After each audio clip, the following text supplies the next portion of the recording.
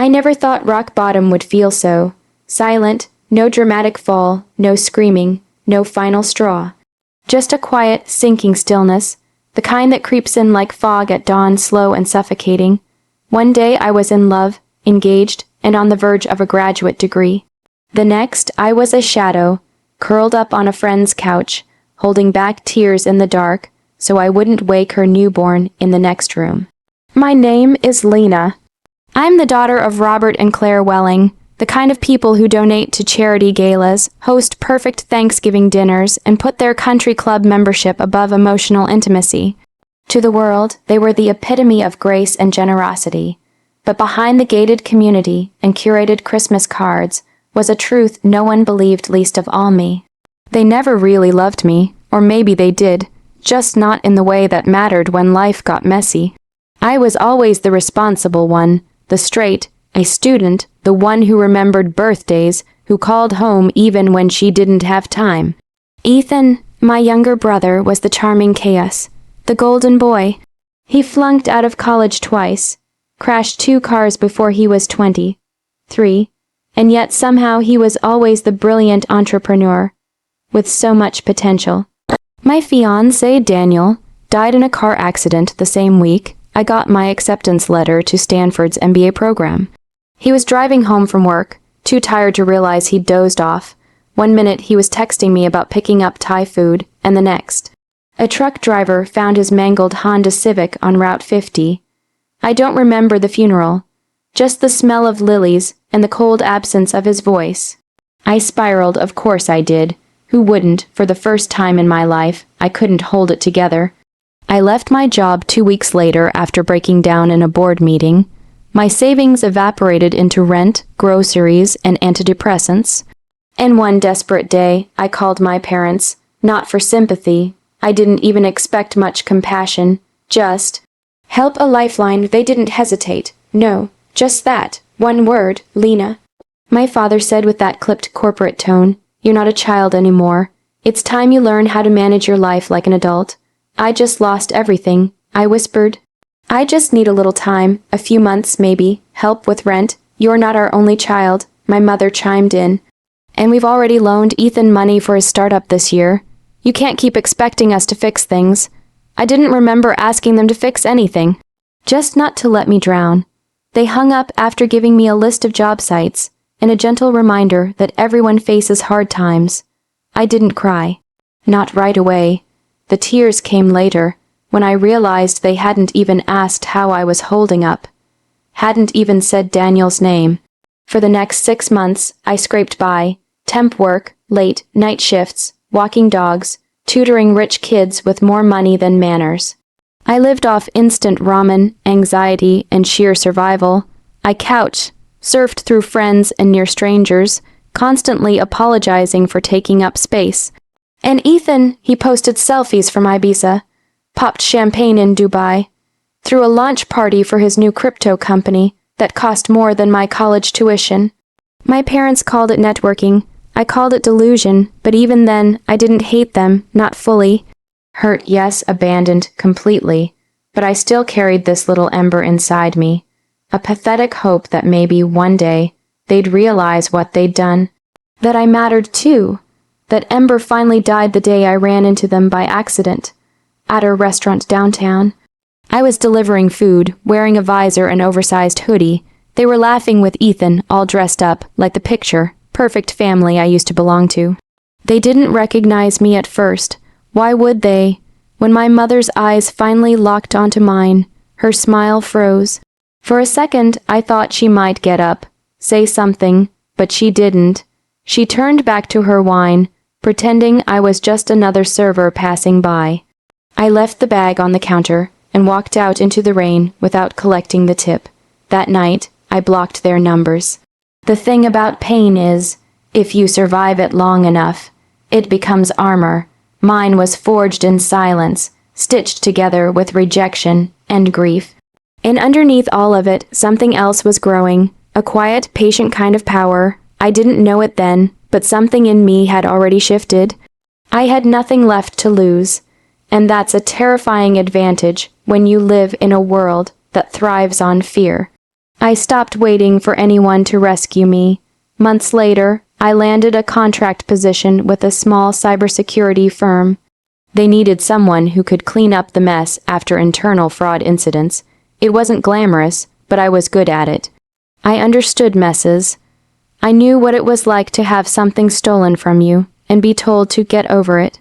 By the end of that first year, I was leading forensic audits and tracing stolen digital assets across international networks. By the second, I launched my own consultancy, but I didn't send them updates. I didn't reach out when I bought my first condo. Didn't tell them when Forbes listed my firm in top 30 rising startups in digital security. They didn't deserve to know. And I didn't need their applause. I was building something they couldn't touch. I hadn't spoken to them in over 4 years when the call came. It was a voicemail from an unknown number. A woman's voice, my mother's voice. Lena, sweetheart, please, it's urgent. Ethan's in trouble. We really, really need your help. I stared at the screen, heart ice cold. She sounded like someone I used to know. I didn't call back. Not right away. Instead, I opened my laptop, typed in Ethan's company name, hit enter, and there it was plastered across every financial blog and news site. Crypto CEO Ethan Welling vanishes after alleged $2.5 million investor fraud. I leaned back in my chair, letting the silence wrap around me like a blanket. For the first time in years, I smiled, not because I was happy, because the reckoning had begun, and this time, they'd come crawling. To me, the first year after I cut them off, I stopped looking in mirrors, not because I hated what I saw, but because I didn't recognize her. My reflection looked like a ghost of the woman I'd once been. Pale, tired, thinner than I should have been, with a stare that lingered too long on nothing. I wore oversized clothes I found at thrift stores, my shoes had holes, and my hair lived in a permanent ponytail. But under that shell, something stronger had started to take root. I'd always been smart, but now I was relentless. I worked 12-hour days at a tech firm that most people hadn't heard of. At first, I was just a digital janitor, cleaning corrupted drives, tracing phishing scams, unmasking disgruntled employees who siphoned off data. The work was invisible, but I made myself impossible to ignore. Every client I worked with walked away saying, "Lena doesn't miss a thing." They were right. Pain sharpens you, and I was cut so deep, there was nothing left to dull me anymore. My big break came during a cybersecurity audit for a mid-sized logistics company in Chicago. They'd lost $500,000 in a crypto ransomware attack and were preparing to write it off as a loss. But I didn't accept that. I traced the ransom wallet through layers of obfuscation, blockchain mixers, and fake IDs. 2 weeks later, I had a suspect. 3 weeks after that, I had the stolen assets returned to the company intact. The CEO offered me a job on the spot. I turned it down. Instead, I registered my own business the next morning, Welling Digital Forensics. A name I chose not for sentimentality, but for vengeance. Let the world finally put Welling next to something clean, competent, and honest. Let them think he was the fraud and I was the future. Within 18 months, I had 6 employees, a steady rotation of high-net worth clients, and an office that overlooked downtown Denver. My firm specialized in asset recovery, fraud detection, and internal security breaches. Most of my clients were rich tech founders who made too many enemies or hired too many friends. I became known for being brutally efficient and legally unshakable. I didn't do it to show off. I did it because building something mine was the only therapy I ever had. Every deal closed, every case cracked, every contract signed. It was another layer of armor, proof that I was no one's leftover, no one's afterthought, and still, I never told my parents, never called them, never sent pictures, never forwarded press articles. When Forbes listed me in their 30 under 30 in cyber defense, I didn't even frame the cover. Some wounds stay closed. Others you keep open, just to remind yourself what survival costs. Ethan popped up in my life again like a virus, through a push notification on my phone. It was a Sunday morning. I was on my balcony with coffee, wearing a silk robe I bought for myself after my first $1 million client contract. I didn't expect the world to change that day, but it did. Breaking, crypto CEO Ethan Welling disappears amid $2.5M fraud investigation. I laughed. Actually laughed, like a single, stunned exhale that caught me off guard. I set down my coffee, tapped the screen, and watched the story unfold. His startup, Welling X, had apparently run a crypto staking platform that promised investors 12–15% monthly returns. The SEC had opened a probe after months of complaints, and then, poof, Ethan was gone, so were the funds. Clients were furious. Articles speculated that he was hiding offshore, maybe under a fake identity, maybe worse. I leaned back in my chair, sunlight painting gold on my legs, and let it all sink in. The irony wasn't lost on me.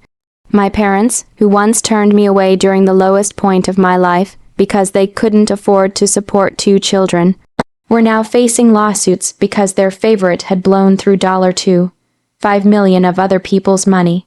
For a moment I almost felt sorry for them, almost, then my phone buzzed again. A voicemail, same number from last week. Same voice I hadn't heard in years. My mother, Lena, please call us back. Ethan's in trouble. It's bad. We don't know what to do. We need you. And not how are you. Not we miss you. Not even a whisper of regret. Just, we need you. I didn't call back that day. Instead, I did what I'd been trained to do. I opened my laptop, searched Ethereum wallet IDs, looked up leaked court documents, tracked Welling X's GitHub repositories, found mentions on Discord servers and Reddit threads. Most of it was noise, but underneath I found a trail. There were signs Ethan had planned this months ago, moved coins through privacy wallets, changed usernames, even hired someone on the dark web to spoof KYC verification. It was sloppy but dangerous. He wasn't just an idiot anymore. He was a criminal, and if there's one thing I'd learned in this business, it's that criminals always leave digital footprints. Even the smart ones, especially the arrogant ones. A few days later, I finally answered when the call came again. Lena, my mother's voice cracked like old porcelain. Oh, thank God. We didn't know if you'd still take our calls. I almost didn't, I said flatly. There was a long pause. I know we weren't supportive back then, and I'm so sorry for that. Truly. But this is serious. Ethan's gone. The FBI came to the house, Lena. People are saying he stole millions. People aren't wrong. Another pause. She wasn't used to me being this cold. That made me feel a small, sharp satisfaction. Your father and I, we didn't know who else to turn to. You work in this field. You know how these things work. Could you help us? Please, help. The same woman who told me I was too old to be dependent, now asking me to clean up her golden boy's mess. The same father who told me to figure it out like an adult, now expecting me to rescue the family name. I could have said no. I could have hung up. But something stronger than rage pulsed inside me. A calm, controlled sense of purpose. Maybe, I said, but I'll need full access. Every document, every account he used, anything you've got. I'll need you both to sign legal permissions allowing me to act on your behalf. Of course. She said too quickly. Anything, one more thing, I said. You'll also sign an affidavit. A written statement acknowledging what happened between us. That you denied me support during my time of crisis. That you left me on my own. The silence on the other end stretched long and uncomfortable. Lena, that's the price, I said. Take it or leave it. She didn't argue after that. Because for the first time in her life, she needed me more than I ever needed her. I hadn't stepped into my parents' house in nearly 5 years. When I finally did, nothing had changed, at least not on the surface. The same manicured lawn, the same pristine foyer with the overpriced art my mother used to brag about to guests. Same scent of designer candles and expensive emptiness, but the people inside, different, fragile in a way they never used to be. My mother's hair had more gray. My father, once rigid with authority, now moved like a man waiting for something to fall on him. They tried to smile when they saw me, like it was some sort of family reunion. I didn't smile back. I laid my briefcase on the kitchen island and pulled out the papers. I had my attorney draft everything. I said, calm and firm. Power of attorney for financial and digital matters, authorization to access your accounts, and the affidavit. My mother's eyes scanned the page. Her face tightened as she read the sentence. We, Robert and Claire Welling, acknowledge that in year, we declined financial and emotional support to our daughter Lena during a period of personal and psychological crisis. She looked up at me, her voice trembling. Is this really necessary? Was it necessary to ignore your daughter at her worst? I asked. She didn't answer, just signed. My father didn't even look at the pages. He signed with a hand that looked more like it belonged to a scared old man than the powerful executive I used to know. They gave me everything. Ethan's emails, his hard drives, business records, crypto wallets. They didn't know what they were looking at. But I did. Within days, I'd mapped his laundering trail across 5 digital wallets in 4 countries. I used tracking software I developed in-house, comparing timestamps with transaction patterns, decrypting metadata even the FBI overlooked. He thought he was smart. He was just reckless. Every message, every transfer, every keystroke. He left behind a puzzle he didn't think anyone could solve. But I solved it because I wanted to, because this wasn't just about justice. It was about reminding all of them who I really was. And what they lost when they turned their backs on me. A month later, I coordinated with a federal task force I'd worked with before. The moment I handed over my findings, they opened an international arrest warrant. Ethan had been hiding in Singapore under a fake business visa, living in a luxury high-rise, dating models, still pretending he was untouchable. He was arrested trying to board a private flight to Dubai. They found $7 million in crypto across 6 wallets and seized it instantly. The rest assets he tried to bury in shell companies was slowly being tracked and returned to the scammed investors. And me, I didn't even need a thank you. I already had everything I came for. 3 months later, I sat in the courtroom across from him. Ethan looked thinner, not because of guilt, but because jail doesn't serve cocktails or filet mignon. He wouldn't look at me. Our parents sat in the row behind me, silent and broken, not by the system, but by the weight of watching their golden sun unravel in real time. When I was called to the stand, I walked up slowly, confidently, in the black suit I'd worn when closing my firm's largest deal. My testimony was simple. Timeline, assets, fraud mechanics. I spoke as an expert, clear, emotionless, professional. But at the end, I said one final thing. When I lost everything, my parents said I needed to figure it out alone, and I did. What they didn't realize is that pain sharpens you. It teaches you to stop asking for permission to exist. My brother stole $5 million. I gave it back not because I owe this family anything, but because I don't. This isn't about them anymore. This is about proving that who you abandon doesn't always stay broken. I stepped down to silence, not the uncomfortable kind, the kind that follows when a storm passes and no one knows what to do with the wreckage. After the sentencing, my parents waited for me outside the courthouse. Their faces were pale, their mouths formed into apologies they didn't know how to finish. Lena, my father began. I don't know what to say. You don't have to say anything. I interrupted. But we're grateful. My mother said, really, I didn't do it for you. My voice was steady, strong. I did it because I refused to be like him. I refused to become cold and entitled and dishonest. And I won't let your name be the only one people remember when they say Welling. They blinked, stunned. I looked at them one last time, not with hatred, with pity. You taught me what abandonment feels like. I survived that. Now you get to survive this. I walked away before they could speak again, not because I was angry, because I was done. A year later, I opened a second office in London. My firm had grown beyond what I ever imagined. I hired people who had been overlooked, like I was, the ones with gaps in their resumes and grief in their eyes. I didn't need perfect. I needed people who knew what it meant to fight their way back, and I never used my parents' last name again. I rebranded the company as Lena W. Forensics, shorter, cleaner, mine. Sometimes people ask if I ever spoke to my parents again. I didn't, but I heard they sold their house, downsized, lost a lot of friends after the trial.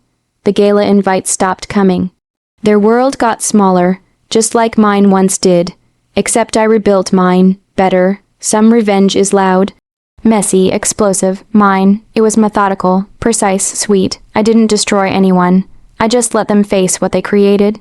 and I walked away with everything they never thought I could become: free, unbroken, and unforgettable.